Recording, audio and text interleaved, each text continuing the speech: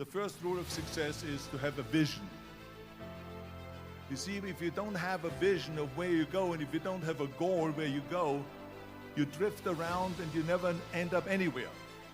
It's like you can have the best ship in the world, you can have the best airplane in the world. If the pilot or the captain doesn't know where to go, it would just drift around. It would not end up anywhere, or most likely in the wrong place. So I was very fortunate that I stumbled onto my vision. I mean, as you know, I was born in 1947 in Austria after the Second World War. And I didn't really like Austria when I grew up. I couldn't wait to get out of there. I couldn't see myself becoming a farmer or a worker in a factory or anything like that. Even though my parents wanted me to stay there and have a normal life. My father wanted me to become a police officer like he was. My mother wanted me just to stay there and marry a girl with the name of Heidi, hopefully, and have a bunch of kids and run around like the Van Trapp family in The Sound of Music. But that was their vision, not mine. My vision was totally different. I felt that I was born for something special, for something unique, for something big. So I was searching. Then one day I went to school. I remember I was 11 years old, and they showed a documentary about America. There they showed in this documentary the huge skyscrapers, the high-rises, the huge bridges, the 6-lane freeways, the huge cars with the wings sticking out, and all of this stuff. And I said to myself, that's where I want to be.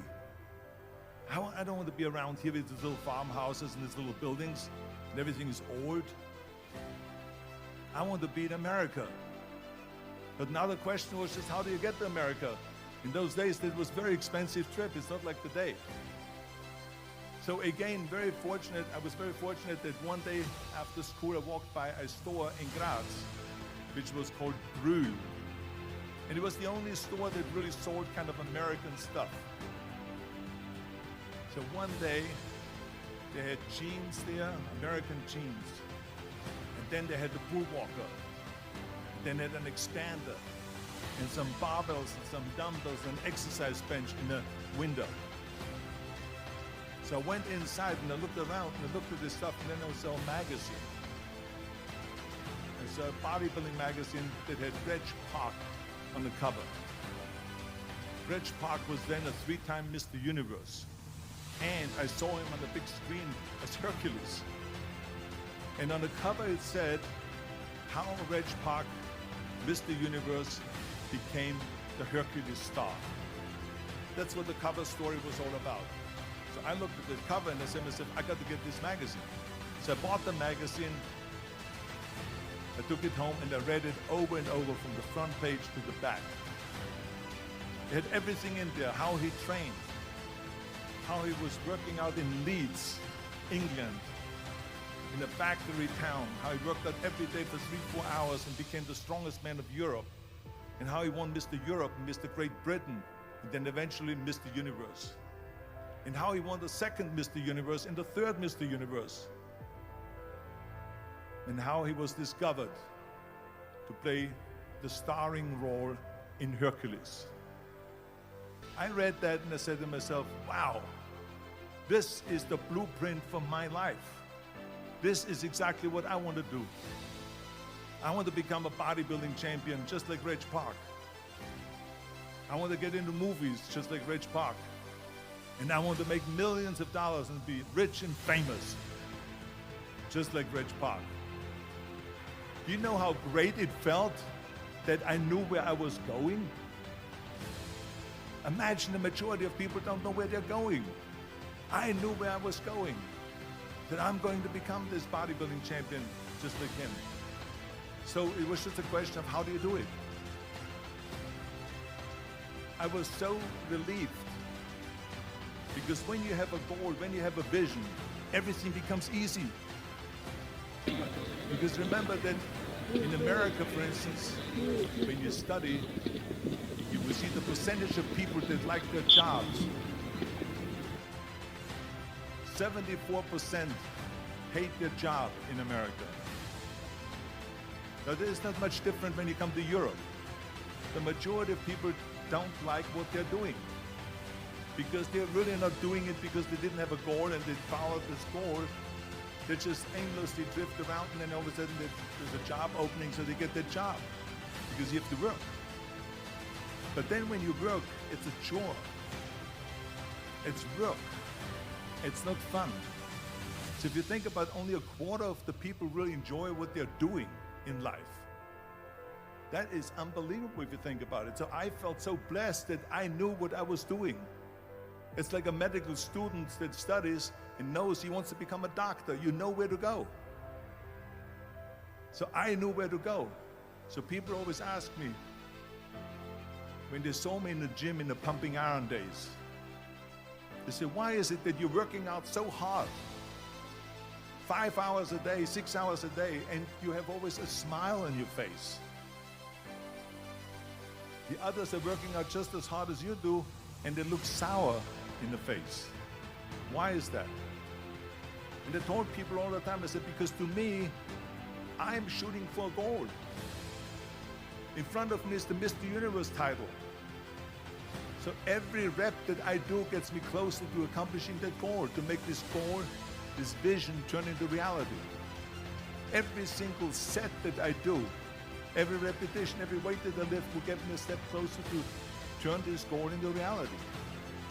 So I couldn't wait to do another 500-pound squat. I couldn't wait to do another 500-pound bench press. I couldn't wait to do another 2,000 reps of sit-ups. I couldn't wait for the next exercise, for the next half hour of posing and all the kind of things that you have to do to be a champion.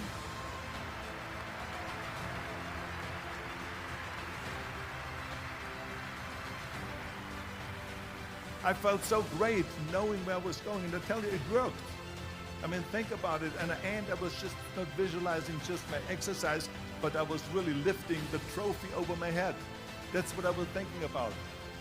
And with the age of 20, I went to London and I won the Mr. Universe contest as the youngest Mr. Universe ever. And it was because I had a goal.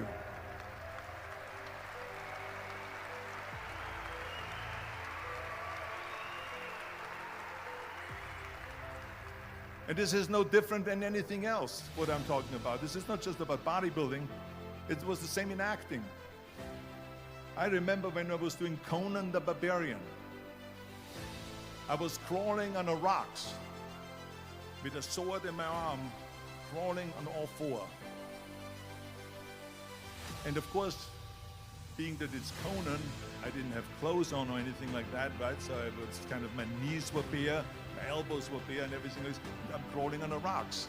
So after 10 takes, my elbows were bleeding and my knees were bleeding. And the director came to me and he said, Arnold, I'm so sorry that you have to go through this, but we need one more take, a close-up of you crawling with the sword towards the camera. Can you handle one more take? And I said to him, I don't know what you're talking about. He says, I'm totally fine. He says, but you're bleeding. I said, because I don't feel it, because I can visualize what the scene will look like in a film. And I'm so excited about this scene. I was visualizing crawling up behind Falsa Doom, which was played by James Earl Jones. Crawling up behind Falsa Doom with the sword slowly, and then rising up behind him and whack, cutting his head off. And the head spins in the air, slowly with blood all over the place, and slowly falls down the steps and rolls down the steps. And his body slowly falls sideways.